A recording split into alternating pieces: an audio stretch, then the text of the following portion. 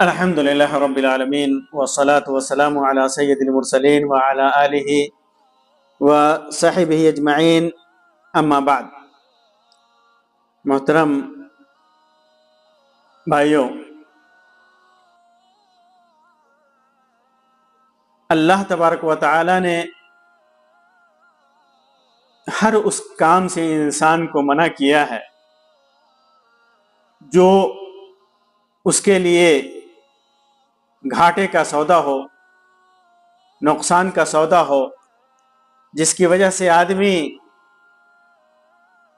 جہنم کا ایندھن بنے۔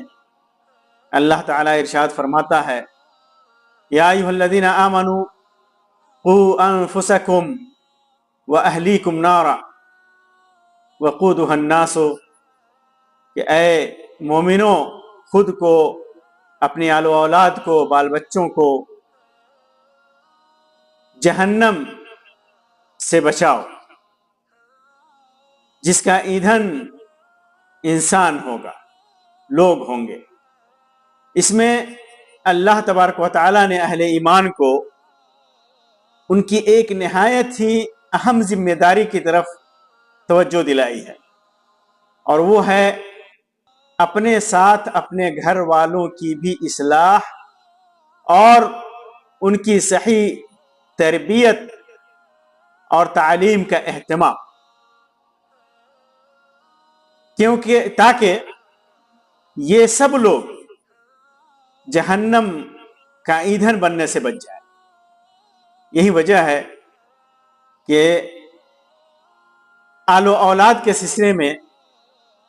اللہ کے رسول صلی اللہ علیہ وسلم نے بڑی اہم بات بیان کی ہے کہ وَإِنَّا لِوَلَدِكَ عَلَيْكَ حَقًّا، کہ تیری اولاد، تیرے بیٹے کا بھی تیرے اوپر حق ہے۔ اولاد کا حق ماں باپ کے اوپر کیا ہے، ایک لمبی بحث ہے اور قرآن و سنت میں اس کا تفصیلی ذکر ہے، لیکن آج میں آپ کے سامنے اولاد کے تعلق سے ہی ماں باپ کی ایک اہم ذمہ داری کی طرف توجہ دلانا چاہتا ہوں، اور وہ اہم چیز ہے، وہ اہم ذمہ داری ہے اولاد کے درمیان انصاف کرنا۔ اولاد کے درمیان چاہے وہ بیٹا ہو یا بیٹی ہو، ان کے درمیان انصاف کرنا۔ یوں تو اللہ تبارک و تعالی کو ہر موقع سے انصاف پسند ہے۔ اللہ تعالیٰ فرماتا ہے وَاقْسِطُوا، عدل کرو، انصاف کرو، ان اللہ یحب المقسطین، کیونکہ اللہ تبارک و تعالی انصاف کرنے والوں کو پسند فرماتا ہے۔ تو خاص طور سے اولاد کے درمیان عدل اور انصاف یہ واجب ہے، ماں باپ کے اوپر واجب ہے، ضروری ہے۔ عدل و انصاف نہ کرنا یہ ظلم ہے اور حرام ہے، اور ایسا کرنے والا جو اپنی اولاد کے درمیان عدل نہیں کرتا، انصاف نہیں کرتا، وہ گناہ کا مرتکب ہوتا ہے، معصیت کا ارتکاب کرنے والا ہوتا ہے۔ حدیث میں ہے، صحیح بخاری اور صحیح مسلم کے اندر ہے، نعمان بن بشیر رضی اللہ تعالیٰ عنہ نے بیان کیا کہ میرے باپ نے مجھ کو ایک عطیہ دیا، ایک ہدیہ دیا۔ تو عمرہ بنت رواحہ رضی اللہ عنہا، جو نعمان کی والدہ تھی، انہوں نے کہا اپنے شوہر سے کہ جب تک آپ رسول اللہ صلی اللہ علیہ وسلم کو اس پر گواہ نہ بنائیں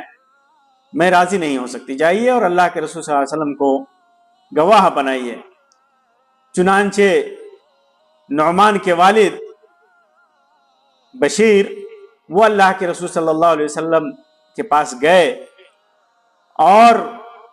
کہا کہ اللہ کے رسول صلی اللہ علیہ وسلم، میں نے اپنے بیٹے کو، اپنے ایک بیٹے کو میں نے عطیہ دیا ہے۔ تو انہوں نے کہا کہ پہلے میری بیوی نے کہا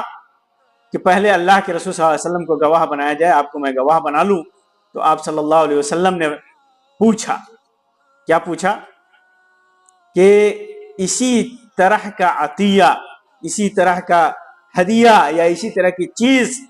تم نے اپنی تمام اولاد کو دیا ہے؟ تو بشیر نے کہا کہ نہیں، اس پر آپ صلی اللہ علیہ وسلم نے ارشاد فرمایا کہ اللہ سے ڈرو، اللہ سے ڈرو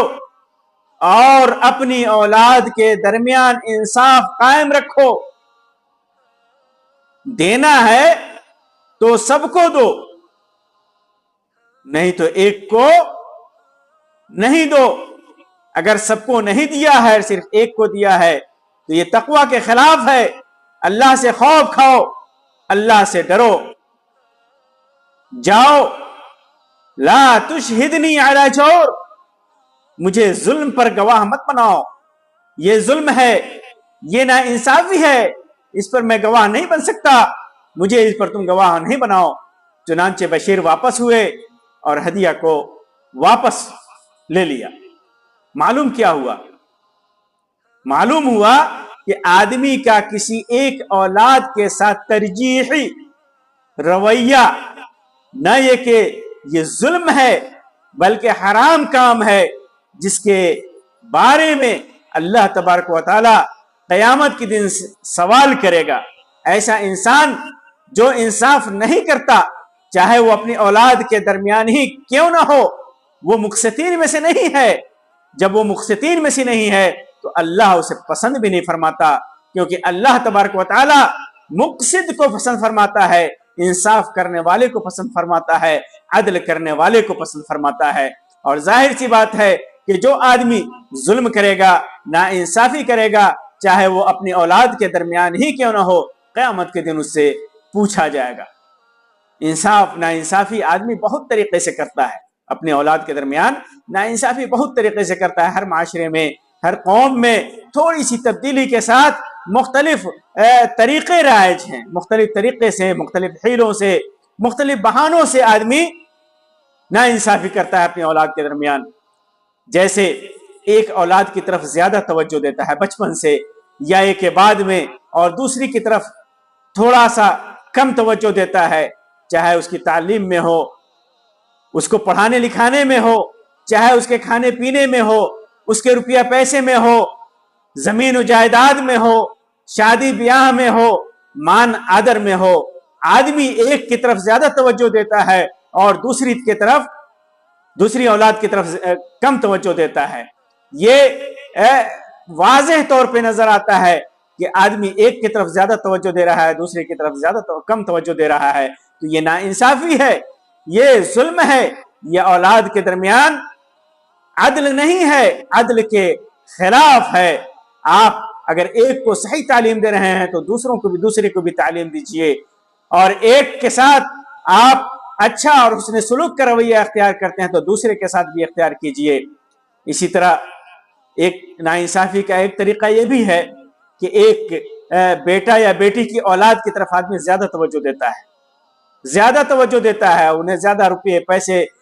مان آدر سب کچھ زیادہ دیتا ہے، اور جان بوجھ کر کے دوسرے اولاد سے دوسرے بیٹے یا بیٹی کے اولاد سے بے توجہ ہی برتتا ہے، ان کی طرف کم توجہ دیتا ہے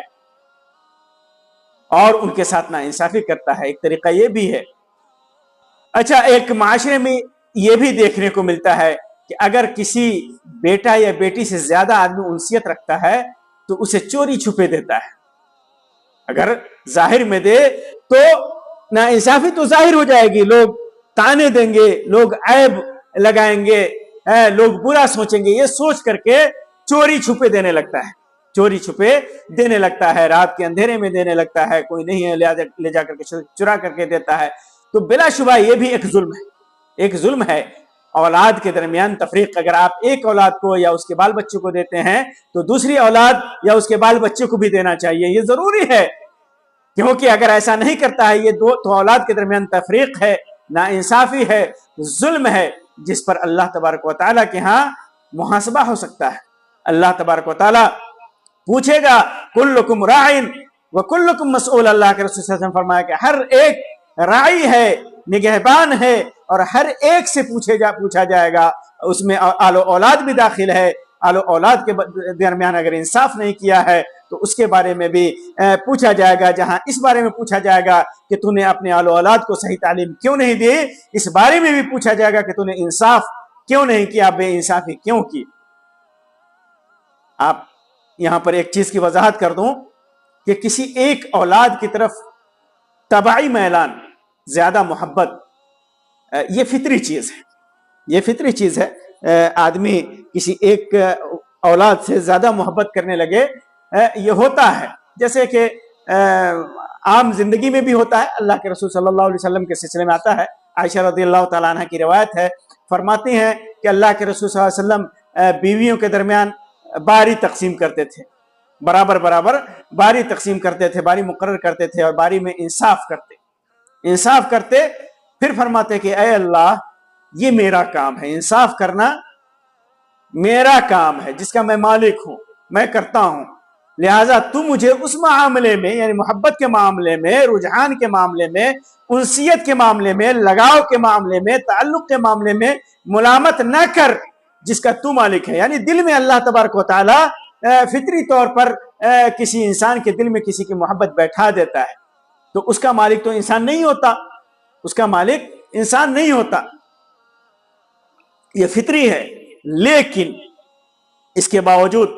سلوک اور معاملے میں، تقسیم میں، دینے میں، لینے میں، تعلیم میں، تربیت میں اللہ کا خوف رکھنا چاہیے، اللہ کا ڈر رکھنا چاہیے، اور سب کے ساتھ برابر کا معاملہ ہی انصاف ہے،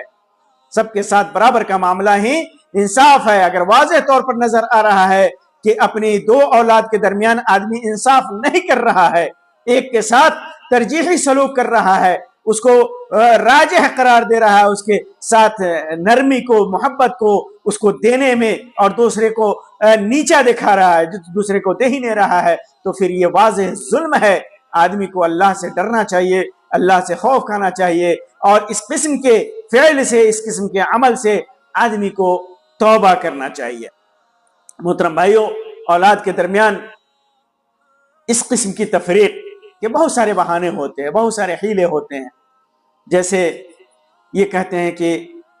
وہ مجھ سے زیادہ قریب ہے، وہ میری زیادہ خدمت کرتا ہے، یا اس نے میری زیادہ خدمت کی ہے، وہ کماتا نہیں ہے، یا وہ کم کماتا ہے، وہ غریب اور محتاج ہے، وغیرہ وغیرہ۔ اور یہ سب حقیقت میں صرف بہانے ہوتے ہیں، یہ حیلے ہوتے ہیں جو انسان کی طرف سے تراشے جاتے ہیں، ایک یہ ناانصافی کرنے کے لیے اور اونچ نیچ کا رویہ اپنانے کے لیے یہ ایک بہانہ ہے اور حیلہ ہے۔ اور اگر حقیقت بھی ہے کہ ایک محتاج ہے، ایک غریب ہے، ایک مسکین ہے، ایک ضرورت مند ہے، ایک زیادہ خدمت کرتا ہے، تو دوا دارو علاج کھانے پینے میں ایک زیادہ کوشش کرتا ہے، اگر یہ حقیقت بھی ہے تو پہلے آدمی کو اپنے رویہ پر غور کرنا چاہیے کہ کیا وہ ایسا کر کے انصاف کر رہا ہے، اور محبت و تقسیم میں عدل کی نیت کرنی چاہیے کہ ہم اگرچہ یہ ہمارے ساتھ اس کا رویہ زیادہ اچھا ہے، اس کی خدمت ہے اور اس کی محبت ہے، اس کی طرف میلان ہے، یہ آدمی گرچہ یہ نیت کرے کہ گرچہ ایسا ہے لیکن میں عدل کروں گا، میں انصاف کروں گا، میں برابر سب کے ساتھ برابر کا سلوک رکھوں گا، برابر دوں گا، اور پھر اپنی تمام اولاد کو اعتماد میں لے اور پھر اعتماد میں لے کر کے اگر سب راضی ہیں تو ٹھیک ہے، اس کی مدد کریں۔ اور جو اولاد اپنے ماں باپ کی خدمت نہیں کرتا، ایک الگ مسئلہ ہے کہ ان کے ساتھ شریعت کا کیا معاملہ ہے، شریعت کا کیا رویہ ہے، وہ اللہ کے ہاں اس کا ذمہ دار ہوگا، اللہ کے ہاں وہ اس کی پوچھ گچھ ہوگی، اللہ کے ہاں وہ پکڑا جائے گا۔ لیکن ماں باپ کی جو ذمہ داری ہے وہ یہ ہے کہ خلوص دل کے ساتھ، گرچہ کسی ایک اولاد سے اس کی محبت زیادہ ہو، اس کی طرف اس کا میلان زیادہ ہو، اس کی انسیت زیادہ ہو، وہ زیادہ گرچہ خدمت کرتا ہو، لیکن یہ ہمیشہ خیال رہے کہ اللہ تبارک و تعالی اس کے رویے پر سوال و جواب کر سکتا ہے، قیامت کے دن پوچھ گچھ کر سکتا ہے۔ تو پھر پہلے انسان اپنے اندر اللہ کا خوف اور تقوی پیدا کرے، پھر اس کے بعد یہ نیت کرے کہ اپنے کسی اولاد کے درمیان اگرچہ اس سے کسی سے کم محبت ہو، میں ناانصافی نہیں کروں گا، دوہرا رویہ نہیں اختیار کروں گا۔ پھر اس کے بعد جو ہے نا، اگر کسی ایک کی مدد کرنا چاہتا ہے تو سب کو اپنے اعتماد میں لے، اپنے اعتماد میں لے اور پھر اعتماد میں لے کر کے سب کو دکھا کر کے اس کی مدد کرے یا اس کی طرف جو بھی اس کے لیے ضروری ہے اس کو مہیا کرے۔ اللہ تبارک و تعالی ہمیں اس کی توفیق دے۔ اللہ تبارک و تعالی ہمارے اندر انصاف اور عدل کا جذبہ پیدا کرے۔ اولاد کے تئیں اللہ کا خوف اور ڈر اللہ تبارک و تعالی ہمارے اندر پیدا کرے۔ اللہ تبارک و تعالی ہماری اولاد کو ہمارے لیے ذخیرہ آخرت بنائے، ہماری اولاد کو نیک بنائے۔ اللہ تبارک و تعالی ہماری اولاد کو صحت، تندرستی اور عافیت کے ساتھ رکھے، جب تک دنیا میں رکھے نیکی کے ساتھ اور صحت کے ساتھ رکھے۔ آمین یا رب العالمین۔ وآخر دعوانا ان الحمد للہ رب العالمین وصلی اللہ علی خیر خلقہ وسلم۔ والسلام علیکم ورحمۃ اللہ وبرکاتہ۔